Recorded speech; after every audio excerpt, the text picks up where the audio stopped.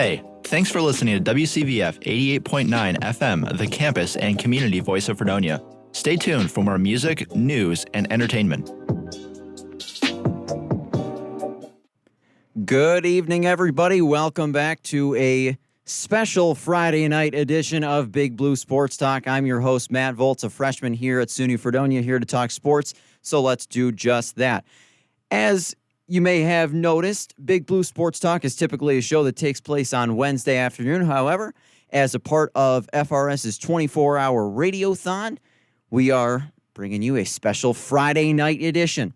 So for this edition, on Wednesday, I talked about what I typically do covering Fredonia sports and looking at scores around the NFL, NHL, MLB, NBA, all that sort of fun stuff. Well, not MLB because the World Series already happened, but typically I look through all those other sports. Tonight, I think I'm going to focus a little bit more intently on namely the Bills and the Sabres, and I won't really go in depth of necessarily previewing the upcoming NFL games because for anyone who's listening on Wednesday, I did a game-by-game look at the games we're going to be looking at. So what I'm planning for tonight is a big part of the show I want to dedicate to recapping last night's Bills win over the New England Patriots on Thursday Night Football. I also want to talk about the last two Sabres games, Wednesday night's shootout win over the Detroit Red Wings and last night's loss to the Colorado Avalanche that many people probably did not watch because they were watching the Bills game. And then we'll take a look at the upcoming games for the Bills and the Sabres. Of course, the Bills, they are next in action on Sunday, December 11th, so they've got a long week. They will be taking on the New York Jets. So we won't really do a preview necessarily of that game. We'll be back next Wednesday to talk about that game and, of course, recap the Sabres and take a look at scores around professional sports. I also wanted to get a chance to talk tonight about, I haven't really been talking very much about college sports outside of Fredonia, but with this upcoming weekend being conference championship weekend in college football, I did want to take a look at just some of the major conference championship matchups that we're looking at with, the namely ones that I can think of, the Big Ten championship, Michigan taking on Purdue, and Georgia against LSU in the SEC championship, as well as USC versus Oregon in the Pac-12 championship, and TCU versus Kansas State in the Big 12 championship. Those are probably the big four conference championships that a lot of people will be looking at with college football playoff spots on the line. As of right now, it's looking like it's going to be Georgia, Michigan, TCU, and USC. That's what it is right now. And then Ohio State and Alabama are on the outside looking in. So those two teams, Ohio State and Alabama, they are probably mainly looking at hoping that one of those teams goes down. And the question, at least in my mind, has been who is the safest out of the four teams, Georgia, Michigan, TCU, USC, who is the safest and who is in the most danger? So what teams have to win their conference championships or else they will not get in, or what teams might still be able to get in with a loss? And my thought is that, and this could be a little bit, up in the air, controversial, could be debate about this. I personally think that at least the Georgia Bulldogs, even if Georgia loses to LSU in the SEC championship on Saturday, I really would be shocked if Georgia was left out of the college football playoff in any way, shape, or form. I think that the games that teams like Ohio State and Alabama, because at least in my view, those are the only two teams that are on the outside that could be looking at getting in. I don't think that teams like Clemson can make it anymore because of Clemson's loss to South Carolina this past Saturday. I don't know how possible that would be. But you also have to look at, so out of those four teams, you've got three of them are unbeaten. Georgia, Michigan, and TCU are undefeated on this season. USC has one loss. USC lost, I don't remember exactly when it was. I think it might have been October. USC lost a road game to a really tough top 15 ranked Utah team, and they lost by 1 point. So really USC's loss, You can't look at that as a bad loss. And then Georgia, Michigan, and TCU, while they've had games where they haven't necessarily looked perfect. I mean, Georgia had a tough game this year against Kent State earlier in the year. I think they only beat Kent State by 10 in one game. Michigan hung on to beat Illinois just a couple of weeks ago. But those teams are unbeaten, and I think you have a really difficult time keeping them out, even with a loss. Now, USC, on the other hand, I look at USC and I see a team that I really think that they probably got to win their conference championship. I can't imagine. I don't know as if a 2-loss USC team could get in over a 1-loss Ohio State team. Personally, the only way I think that the Alabama Crimson Tide get into the college football playoff is if multiple teams currently in playoff spots go down. Like, for example, if we see, like if TCU gets crushed by Kansas State in the Big 12 championship tomorrow, right? Or if USC gets smoked by Oregon and both of those things happen, something to that crazy effect, maybe we could see Alabama get in. But I really don't think that there is a case for Alabama over any of the 4 teams that are currently in, or Ohio State. And the reason for that is because out of those 6 teams, Alabama has the most losses. And we already talked about Georgia, Michigan, and TCU are unbeaten on the year. And then USC and Ohio State both each have 1 loss. Of course, Ohio State's only loss was their thrashing that they took to the Michigan Wolverines in their rivalry, but that's still, it's still 1 loss. Like that, I understand that, yes, Ohio State was ranked higher than Michigan for the majority of this season. Michigan's unbeaten. Ohio State has 1 loss. Alabama, well, yes, you can make the argument both of Alabama's losses were what you would look at as good losses. It's still 2. They lost to Tennessee when the Tennessee Volunteers were on a roll earlier this season, and then they had a loss to LSU as well. So let's just take a look at what we've got going on in college football for Conference Championship Week, as well as maybe taking a quick look at some of the scores from last week. So last week, of course, was Rivalry Week. And at least in the top 25, you had Mississippi State take down number 20 ranked Ole Miss 24-22 in the Egg Bowl on Thanksgiving night. On Friday, you had Florida State, ranked number 16. They beat Florida 45-38.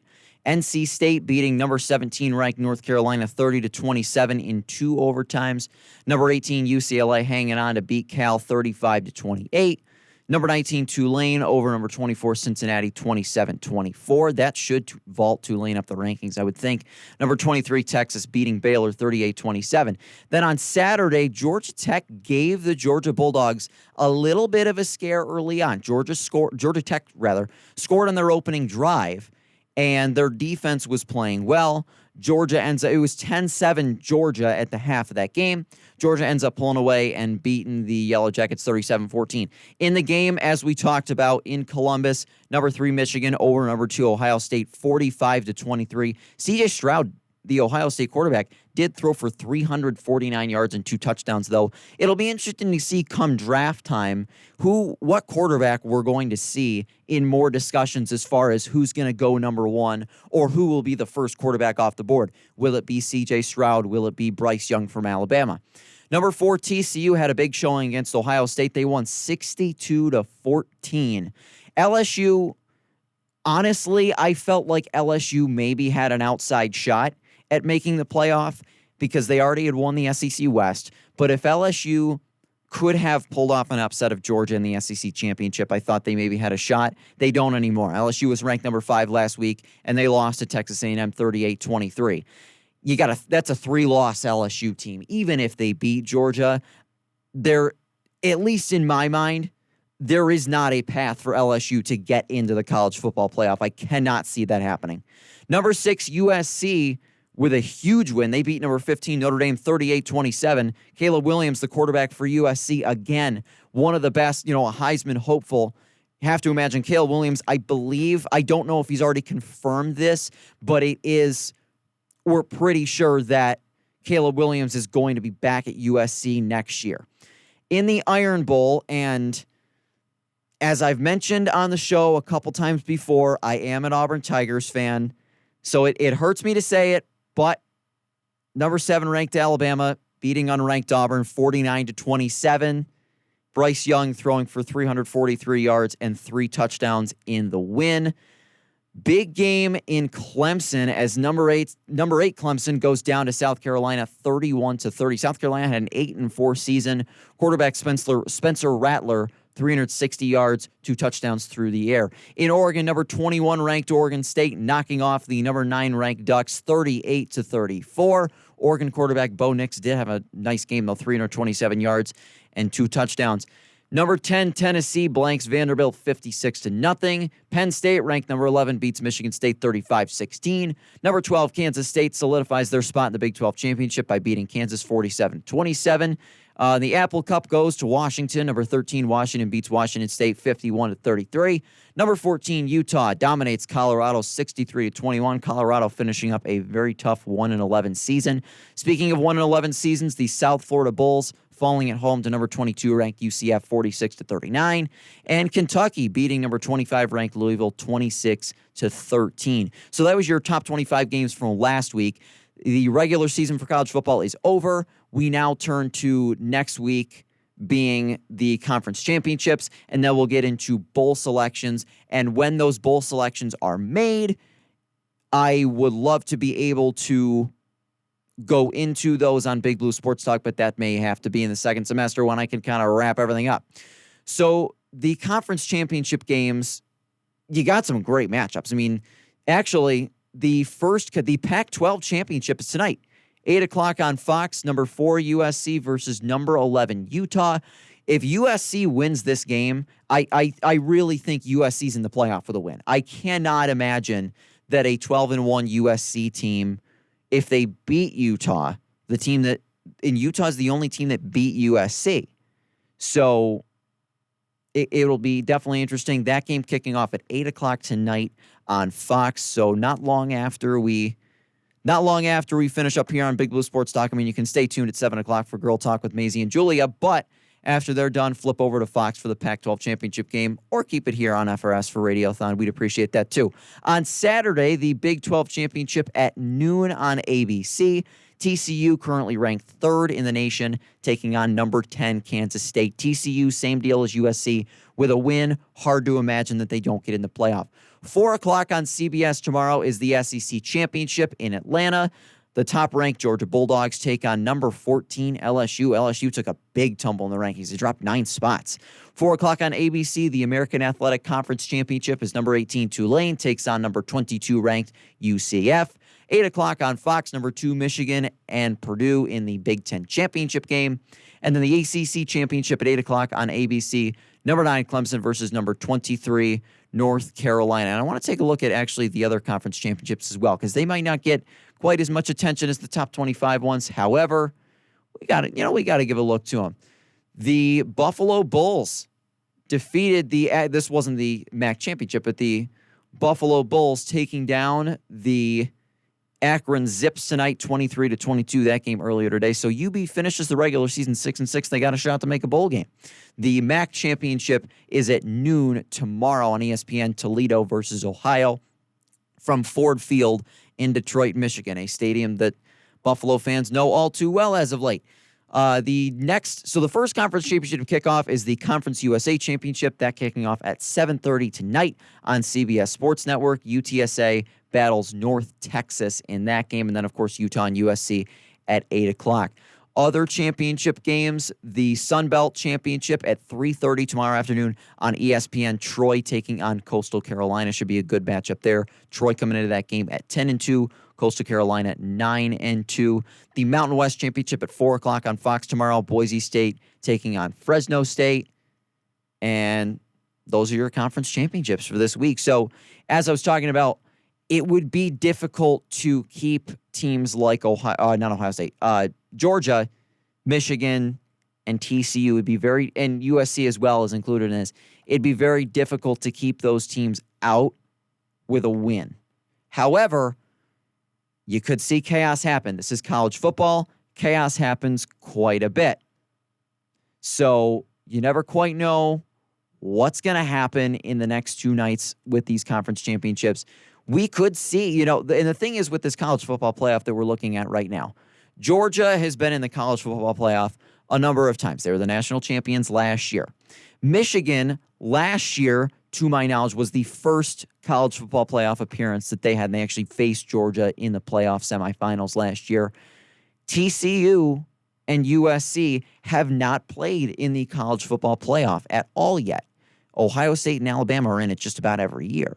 So realistically, at least from an outsider standpoint, somebody who is not, and at least from my standpoint, somebody who is not necessarily a fan of any of those 6 teams, I think it could be really good for college football to see some new teams get into the playoff, like TCU, like USC. And I know USC was dominant years ago, but they haven't been in the playoff yet. So really, I think that it could be a good thing for college football to see these teams that necessarily haven't had the success of Ohio State or Alabama or Georgia, what have you. I think it could be really good for the sport to see some of these teams.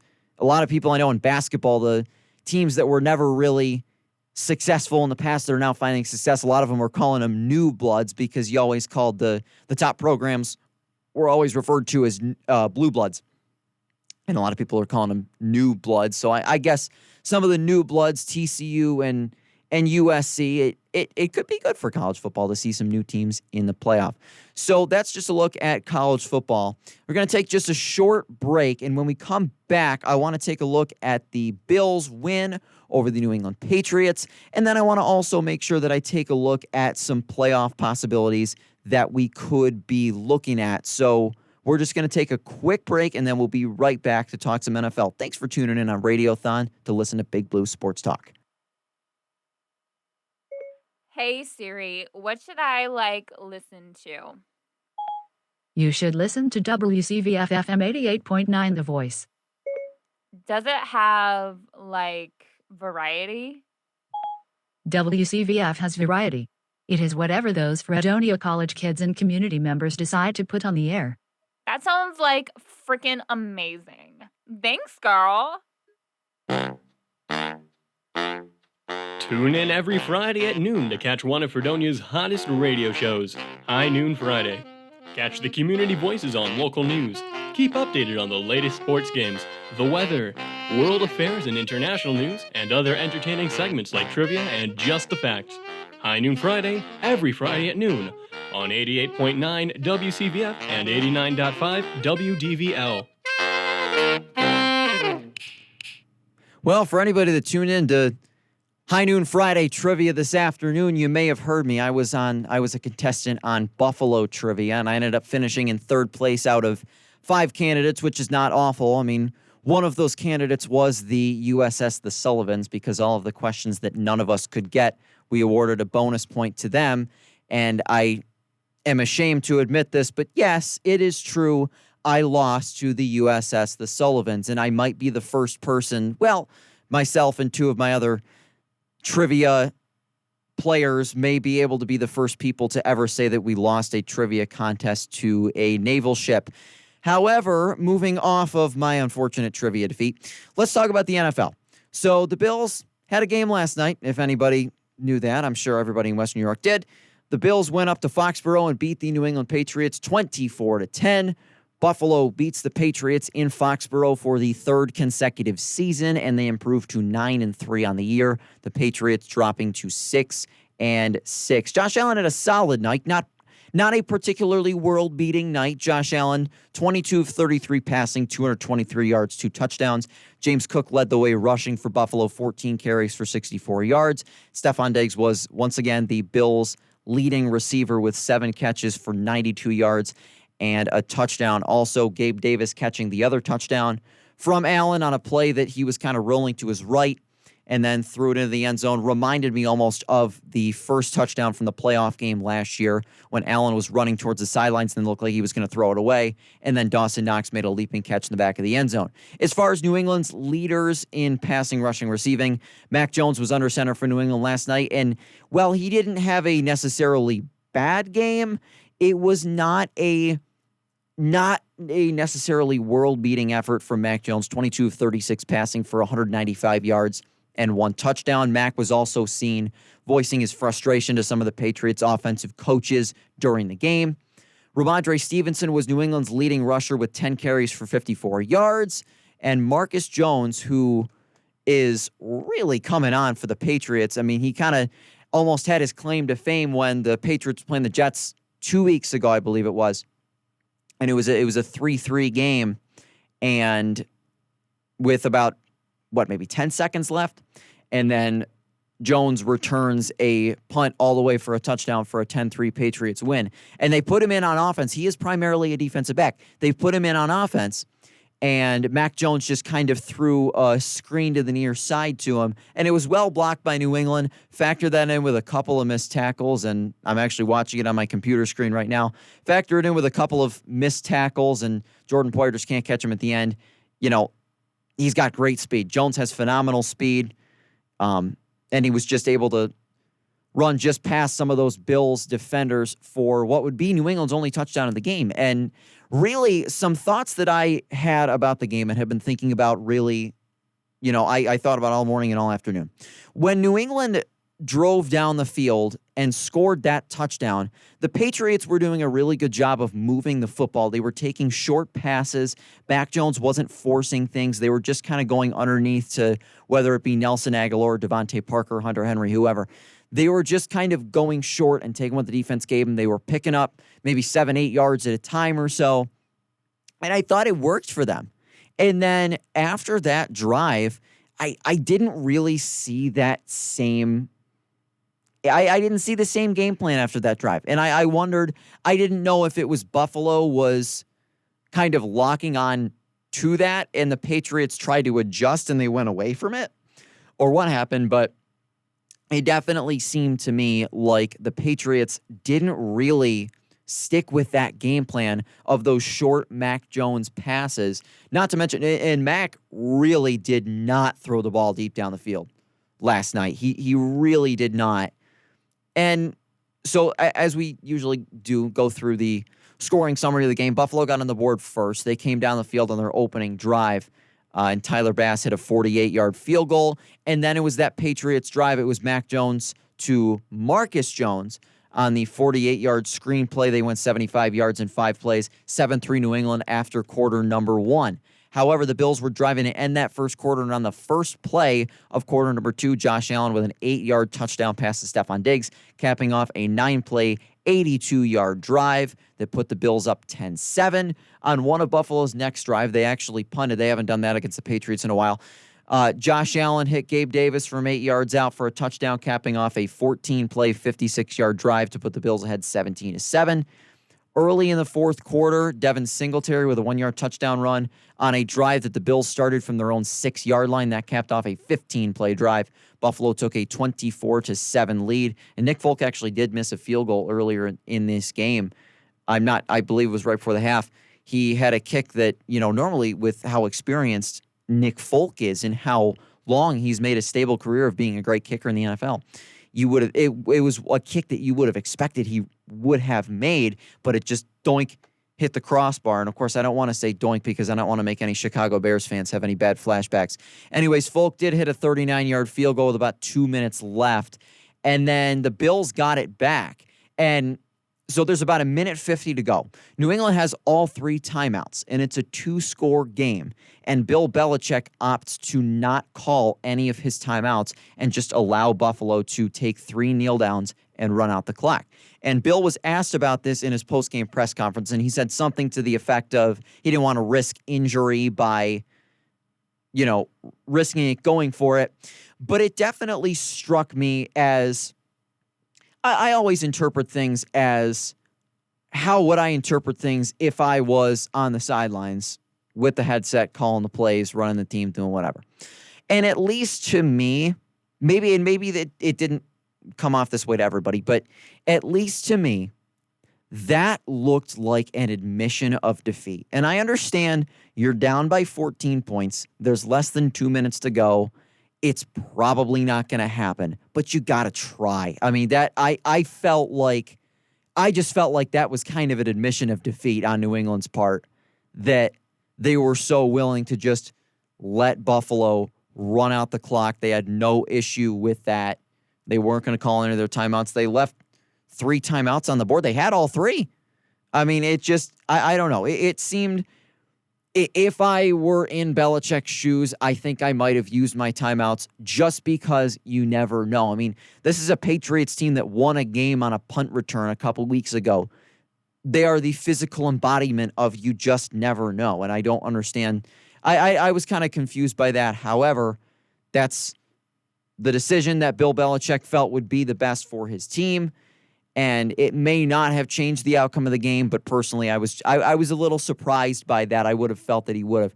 So the Bills beat the Patriots 24-10, and they are now 9-3 on the season. So what are the Bills looking at for the remainder of their schedule? They got 5 games left, and their next 2 games are both at home, both divisional games. The Bills are hosting the New York Jets, their next game 9 days from now, Sunday, December 11th. Buffalo will host the New York Jets. And then the week after that, they have a home game against the Miami Dolphins, which for my money is the most important game remaining on their schedule, and I would assume that is the same for most others. But that game is that is one of those games where the NFL does this right around Christmas time, where they have games that they say it's basically TBD. We're either going to play it on Saturday or Sunday. Then they look, as you get closer, they look at their schedule. They pick the 3 games out of the TBD that they've previously signed that they like the best. And you say, okay, you 3 are going to play on Saturday. And the Bills had they've had Saturday games in the past. They had 2 years ago, they played the Broncos in Denver when they clinched the AFC East in 2020. That game was on a Saturday. And honestly, it is escaping my memory if the Bills had a Saturday game last year or not. That is totally escaping my memory right now. I apologize for that. But I know that 2 years ago, they had a game against the Broncos in Denver, and that was the game that they won big to clinch their first AFC East title since 1995. So outside of those 2 games, Buffalo on Christmas Eve goes to Chicago to take on the Bears. Then week 17, Buffalo has a Monday night game against the Bengals in Cincinnati before they finish out the season with a home game against the New England Patriots. So they'll see these guys again in Orchard Park to finish out the regular season. So let's look at games coming up this week and see what is of the utmost importance to the Bills. And immediately, 2 games jump off the screen for me. Those 2 games being the Dolphins going to San Francisco to take on the 49ers at 4:05, and then the Chiefs heading to Cincinnati to take on the Bengals at 4:25. Dolphins at 49ers is on Fox. Chiefs at Bengals is on CBS, and I would assume that both of those games would be visible in the Buffalo market because those are so influential to the Bills. So what we're looking at right now is if Miami loses to San Francisco, Buffalo is solely back in front of the AFC East, and the Bills would control their own destiny for a division title. Now, controlling your own destiny is a term that it's you kind of hear that term, you're thinking, what in the wide world does that mean? So basically, control your own destiny means that you don't need any help from other teams. You don't need any other outside teams to lose in order for you to get what you want. Basically, you can win the rest of your games and boom, that's all you need. The Bills right now I am not sure if they control their own destiny, and it might actually be too early to tell that in the division. However, if Miami loses, they would, because then if Miami loses, Buffalo currently sitting at 9-3. The Dolphins are 8-3 heading into Sunday. They'd be 8-4 with a loss. Keep in mind, Buffalo lost to Miami earlier this season, and they play one more time in December. So let's just say Buffalo and Miami both win out the rest of their games. They both win out the rest of their games. Dolphins win on Sunday. Or actually, hang on a second. No. Let's say the Bills win out the rest of their games and the Dolphins win each game besides when they play Buffalo. The Bills would have the better record, so they would pull that off. However, if both teams were to finish with the same record, and let's say hypothetically, Buffalo beat Miami, but the Bills and Dolphins finish with the same record, like we'll just say, for example's sake, they both finish 12-5 or 13-4, then the next tiebreaker would go to head-to-head, which would be a wash because they split. The next tiebreaker would be division record against divisional opponents. And if Miami wins every other game but loses to Buffalo, Miami's division record would be 4-2. If Buffalo wins every other game and does not lose another divisional game, Buffalo's division record also be 4-2. So then you'd have to go to the next tiebreaker, which is your record against common opponents. So how well have they fared against teams that they've both played? And that would be, again, it would be a tough tiebreaker. Definitely you kind of have to boil it down to a few things. That would be if Buffalo and Miami ended up finishing with the same record and the same divisional record. Now, the other game that the Bills definitely want to look at is the Chiefs traveling to Cincinnati to take on the Bengals. And this is a huge game because the Chiefs right now are the only team in the AFC that is ahead of the Buffalo Bills. I'm talking about right now because the Bills won on Thursday. Their record is 9-3. So right now, the only team that has a better record than the Bills is Kansas City. They're 9-2. If the Bengals can beat Kansas City, both Buffalo and KC would be 9-3. And remember, the Bills beat the Chiefs earlier this season, so that tiebreaker would go to Buffalo. So I think a lot of people after the back-to-back losses to the Jets and the Vikings, I think a lot of people were kind of saying that the 1 seed was now out of reach. It was Kansas City's 1 seed to lose at that point, and Buffalo was just hoping for a wild card spot. And I think the results in the last couple of weeks have really changed that. I mean, I think that now people realize that the 1 seed is still very much in play. And it absolutely is because, like I said, this is the NFL season. You never quite know what to expect. So the basic things are, who do we need to root for? And that's definitely it makes a lot of sense. I mean, 1 o'clock on CBS, the Jets are playing the Vikings. That's one to watch because obviously the Jets are in the division. They're not far behind us, and they beat Buffalo earlier this year. So that'll be one to watch. But definitely the big 2 games are 4:05 Dolphins 49ers on Fox and 4:25 Chiefs Bengals on CBS. Those are 2 huge games that Bills fans will definitely probably be watching. Best case scenario for the Bills is the 49ers beat the Dolphins and the Bengals beat the Chiefs. If that happens, the Bills would then control their own destiny for the number 1 seed in the AFC, meaning that Buffalo, if they win each of their remaining 5 games, they're the number 1 seed. And then Buffalo does not have to go on the road in the playoffs. And the Bills, you think about it, what have been their struggles the last few years? Going on the road in the playoffs. The last time the Bills won a road playoff, there's a trivia question for you. The last time the Buffalo Bills won a road playoff game was 30 years ago. The last road playoff game that the Bills won was the 1992 AFC Championship when Jim Kelly and the Bills went down to Miami and beat Dan Marino and the Dolphins to go to their 3rd of 4 consecutive Super Bowls. They actually had to win on the road twice in those playoffs because as Bills fans who lived through this may remember, the Bills, of course, in the wild card round faced the Houston Oilers and came back from down 35-3 without Jim Kelly and beat him in overtime. And then the next week they had to go to Pittsburgh, and they ended up beating the Steelers in the divisional round. Since then, their road playoff games have not gone so well. They had a loss to the Steelers in the 95 divisional round. They made it the 2 years Doug Flutie was in Buffalo. In 1998, they lost to the Dolphins in Miami in the wild card round. 1999, the game that Bills fans don't like to talk about, the Music City Miracle, lost to the Titans in Nashville. Of course, 2017, when they broke the drought, losing to the Jacksonville Jaguars in Jacksonville. 2019, wild card round, losing to the Texans in Houston. 2020, wild card round at home, they win. Divisional round at home, they win. AFC Championship, they go to Kansas City, they lose. Last year, wild card round at home against New England, they win. Divisional round, they go to Kansas City, and they should have won, but we all know how that game ended.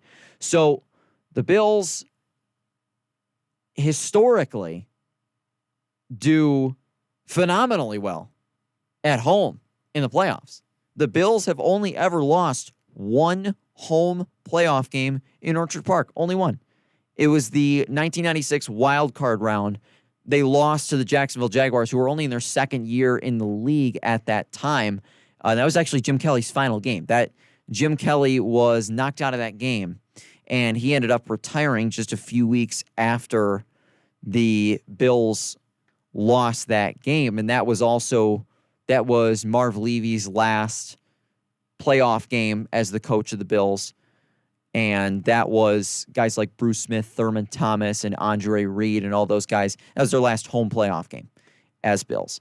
And it was the last home playoff game for Buffalo until January of 2021 when they played the Colts in the wild card round. So the Bills historically do very well at home in the playoffs. That in and of itself is a reason why this number one seed would be absolutely enormous. And I can think of two other reasons. The other one is it's no secret the Bills have dealt with so many injuries this season. It's just been seemingly left and right. Guys are going down, getting hurt. That extra bye week could be instrumental in getting guys healthy.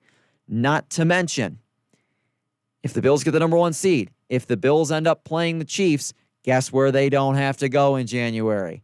They don't have to go to Arrowhead. They can play the Chiefs in the comforts of their own home as long as there's not 9 feet of snow, and then we might have to play the AFC Championship game in Detroit. But you know what? Detroit would see a conference championship, so I guess it'd be a win-win. Although, sorry, Detroit, but what I've been saying for ever since the Bills lost in the divisional round last year, I've been saying the Bills have got to get Kansas City at home. They got to get the Chiefs at home in the playoffs. Arrowhead is, and I know it's not Arrowhead Stadium. I think it's GHA Field at Arrowhead Stadium. I think now is the official name of it. But going to Kansas City in the playoffs last 2 years has not ended well for the Bills. So getting a home game would be instrumental. And it reminds me of the 2000s when the Colts versus Patriots rivalry was running rampant. And I think there were a few years in a row where they played up in New England and the Patriots always beat the Colts. And then the 2006 AFC Championship, which, by the way, was one of the greatest games ever. I mean, seriously, if you've never seen the highlights from that 2006 AFC Championship game, like, I absolutely encourage you to go watch that because that game was just bonkers from start to finish. It was the Patriots at the Colts. The Colts were down 21-3. Peyton Manning threw a pick six, and everyone's thinking New England's going right back to the Super Bowl. This was the year before New England went 16-0. And then the Colts come back. Both teams had offensive linemen recover fumbles in the end zone for touchdowns. Peyton Manning threw a touchdown pass to Dan Klecko, who was a lineman. And, yeah, this whole game was just absolutely wild and bonkers. And it was sealed with Marlon Jackson intercepting Tom Brady on the final drive to send the Colts to the Super Bowl, which they would end up winning. They would beat the Chicago Bears in that rain-filled monsoon Miami Super Bowl when Devin Hester returned the opening kickoff for a touchdown, and then the Bears didn't really do anything positive after that. So that, in short, and that was not short at all, but that kind of is why this number one seed, it could mean everything to the Bills and their playoff chances. It could be absolutely instrumental. But the Bills still have 5 more games to play. Don't want to get too ahead of yourselves. Basically, the Bills just need to take it one game at a time and control what they can control. Outside help from teams playing the Dolphins or Chiefs would be nice, but the Bills also cannot hurt themselves with another bad loss like they did blowing the lead against the Vikings, like they did when they didn't really show up against the Jets, like they did not being able to come through and beat Miami. The Bills have to take care of their own business, and some outside help from a couple teams playing the Dolphins and Chiefs might be nice, namely the 49ers and Bengals this week. So I think a lot of Bills fans are probably 49ers fans and Bengals fans as well this week. All right, so we'll take a short break, and we will come back and talk a little bit about the Buffalo Sabres. The Sabres, of course, losing to the Colorado Avalanche last night by the final score of 6-4, but beating Detroit in a shootout on Wednesday. So we'll come back and we'll talk about the Buffalo Sabres, and then we'll finish it up. Thanks for tuning in to Radiothon on WCVF 88.9, the campus and community voice of Fredonia and Dunkirk.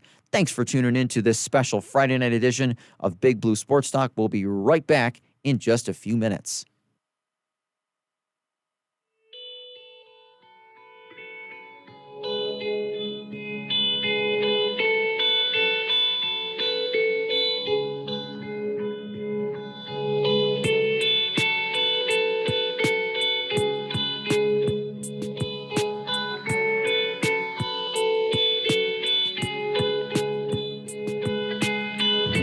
Trains leaving after 10. Will I see you there again? And maybe we'll be glad.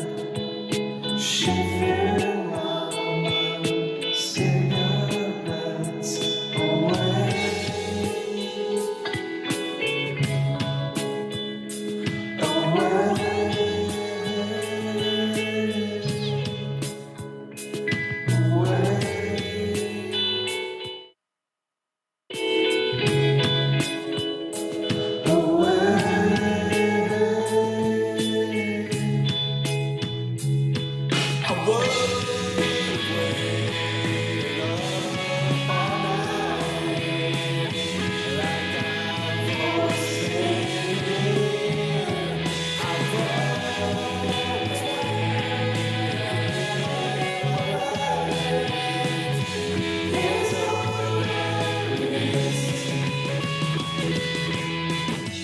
Chills making empty nuts, hiding all those precious thoughts. They've got to come back down if we're going to come alive today.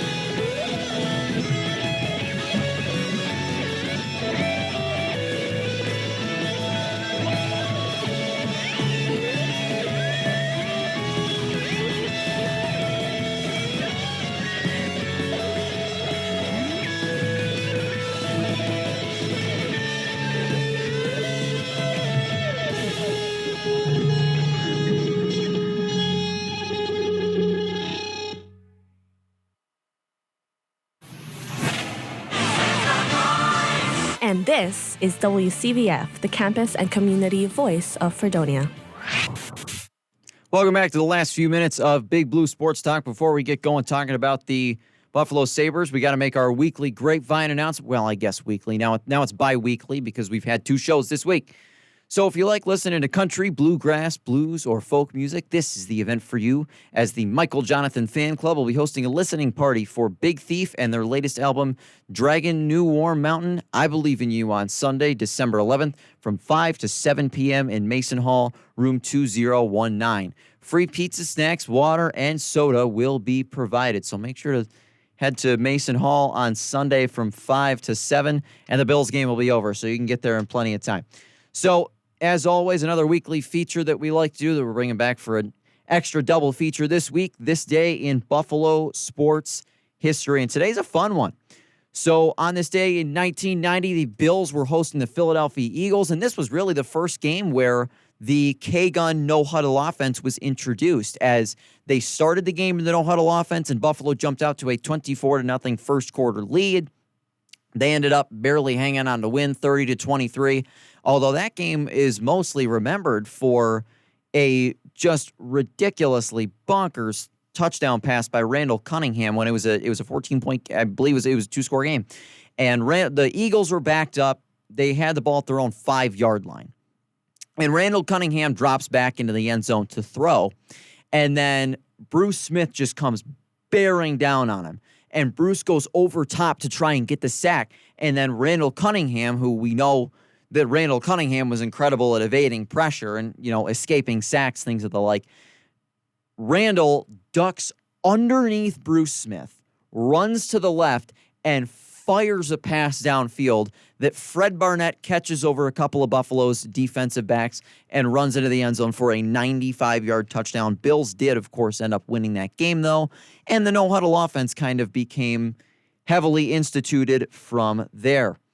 So for the last few minutes, I actually wanted to touch on a couple things. First, we'll talk about the Buffalo Sabres. Sabres, of course, had a tough loss last night, falling 6-4 at the hands of the Colorado Avalanche last night, but a 5-4 shootout win over the Red Wings in Detroit, where the Sabres had a 4-1 lead in the third period and couldn't hang on and ended up going to a shootout where Jack Quinn was the hero. But again, the main thing with the Sabres is got to be able to hold on to the lead. And also, there's been some inexcusably poor goaltending for the Sabres. I understand that they're a young team, they're rebuilding, but I'm sorry, goaltending with an .886 save percentage is just not acceptable. It cannot happen. But the Sabres are 10-13-1 on the season, in their next game Sunday night at home against the San Jose Sharks. Sharks coming into the game at 8-14-4. So we'll hopefully see some good nights from guys like Tage Thompson, Rasmus Dahlin, Alex Tuch. Tuch scored a goal the other night. He scored a goal last night. And the thing about the Sabres goaltending is that a lot of it, yes, I understand, is you got a young defense that a lot of times they don't exactly make the right decisions. They're trying to be a little too aggressive, or they just make the wrong play because they are very young and inexperienced and all that sort of stuff. But you also look at the Sabres goaltending.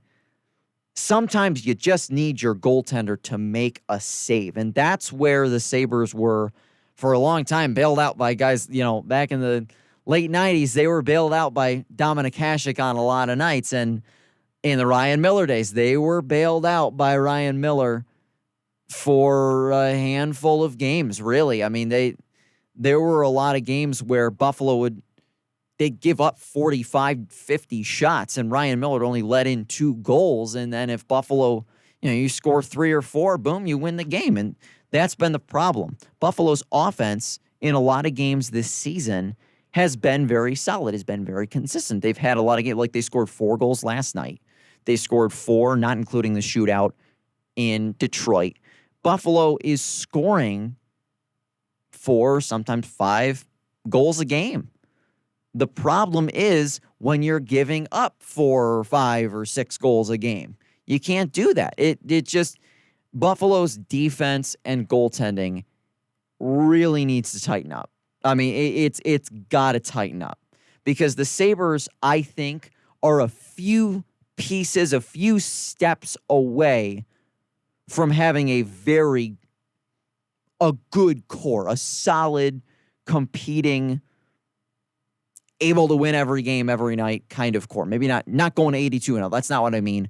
But I mean a team that really can put forth a consistent effort and give you a chance to win every game. So Sharks and Sabres on Sunday night. We'll be excited about that one. And before we go, we want to wish good luck to the Fredonia sports teams competing this weekend. So the Fredonia men's ice hockey team will be dropping the puck just a couple of minutes from now. They are hosting SUNY Brockport tonight. They are heading to Geneseo to take on the Knights on Saturday night at 7 p.m. Fredonia's women's basketball is also in action this weekend. They come into the weekend with a 3-3 record, and they actually are playing right now. They are at home against SUNY Cortland. They will head to Geneseo for a 2 o'clock afternoon tilt with the Knights tomorrow. Fredonia State's men's basketball team still looking for their first win of the season. They are at home about a half hour from now taking on SUNY Cortland.